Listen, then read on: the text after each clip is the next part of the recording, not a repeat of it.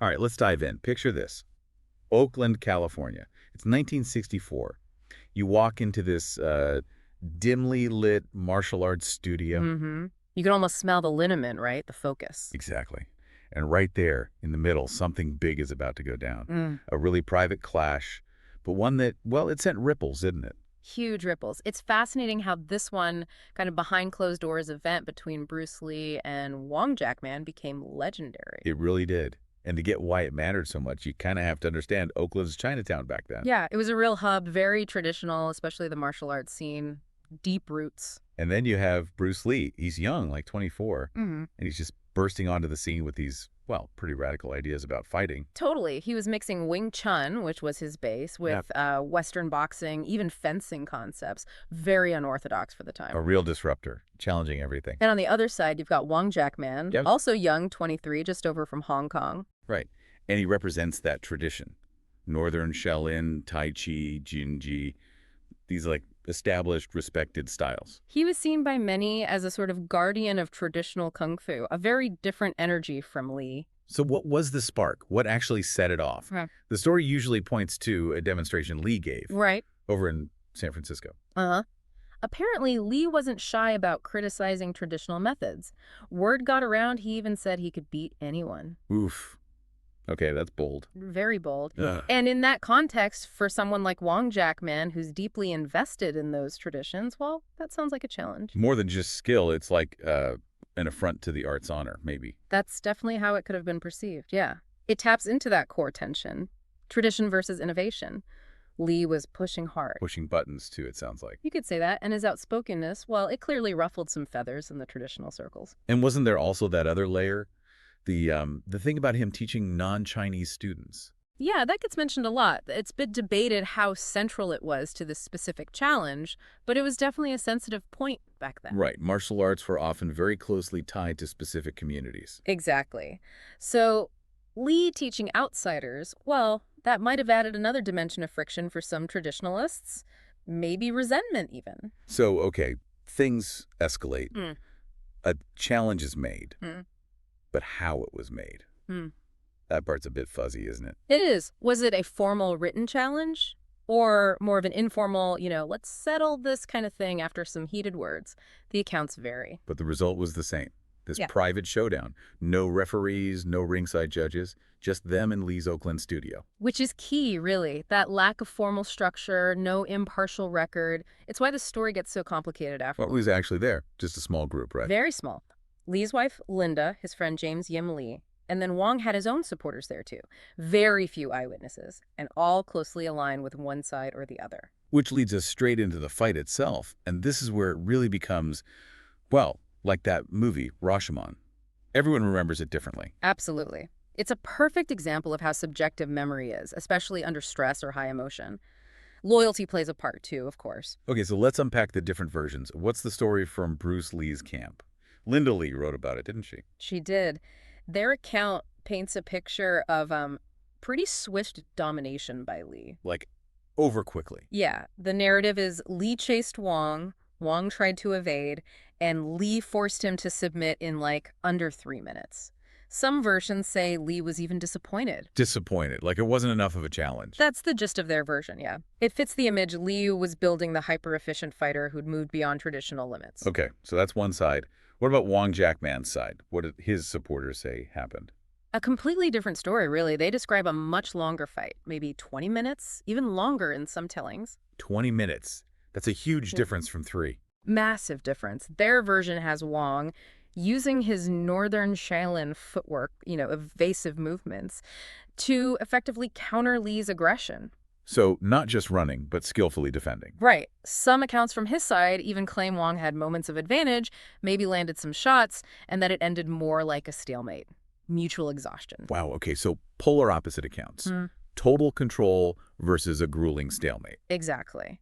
The Wong camp's version emphasizes the effectiveness of traditional techniques against Lee's onslaught, suggesting it was a much tougher fight than Lee's side admitted. Is there any kind of middle ground?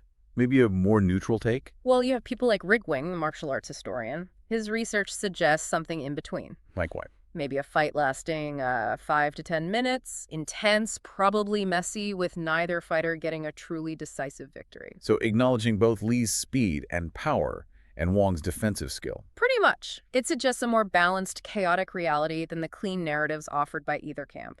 Probably closer to what a real, no-rules fight might look like. Interesting.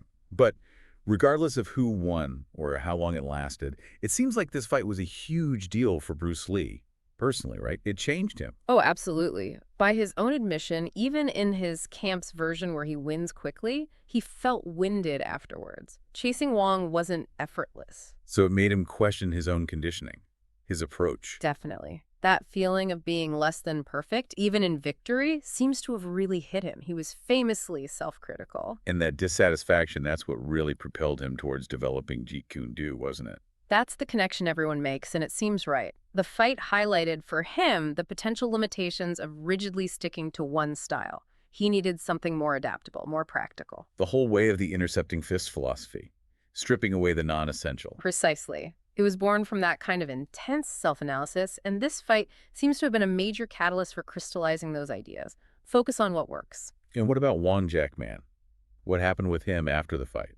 He didn't exactly chase the spotlight like Lee. No, he took a very different path. He stayed in the Bay Area, settled in San Francisco, and became a really well-respected teacher. Teaching the traditional styles. Yeah, he founded his own school, the Jingmo Tai Chi and Kung Fu Academy, quietly dedicated himself to preserving and passing on Northern Shaolin and Tai Chi, a real contrast to Lee's trajectory. So one guy revolutionizes and becomes a global icon, the other dedicates himself to preserving the heritage. In a nutshell, yeah. Two very different legacies stemming from that one encounter. And over time, especially as Bruce Lee became this massive movie star, the fight itself started to, well, it grew, didn't it? It became mythologized. Totally. Eyewitness accounts, word of mouth in martial arts circles, and then Lee's sheer star power just amplified the story massively. It became more than just a fight. It became a legend. A foundational myth, almost. The young innovator challenging the old guard. It's a powerful narrative. And Hollywood definitely leaned into that. I remember that movie, Birth of the Dragon.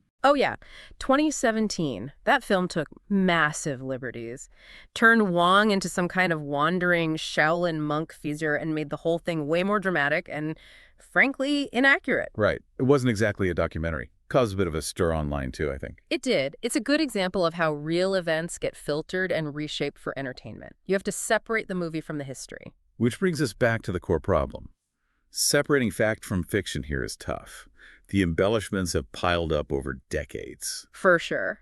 Was it a dirty street brawl or a more formal, if private, duel? Clear winner or stalemate? Was it just about fighting styles, or were other issues involved? The details are endlessly debated. It's like the lack of hard evidence just created this vacuum that got filled with speculation and, well, storytelling. Exactly. No video, no neutral scorecard, just conflicting memories and narratives that serve different legacies. Okay, so let's try to nail down what we do know, the bedrock facts. All right. We know it happened in late 1964. Check. Location. Bruce Lee's studio in Oakland. Check. The main players.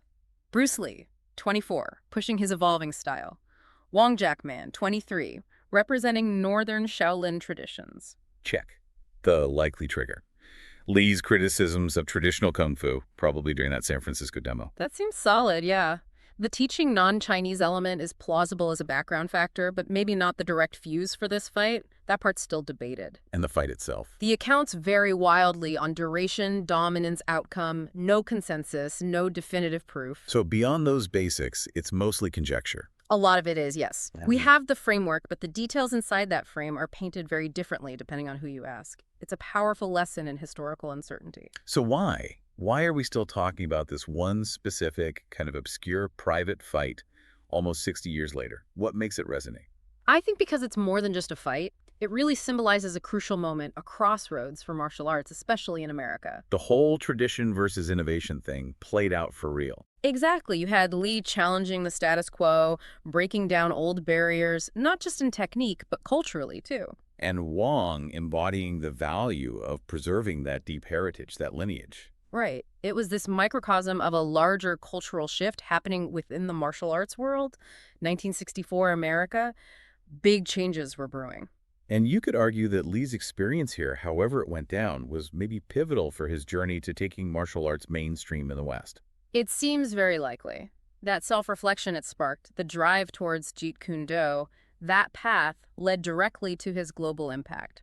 This fight was arguably a key turning point on that road. But Wong's role is important too, right?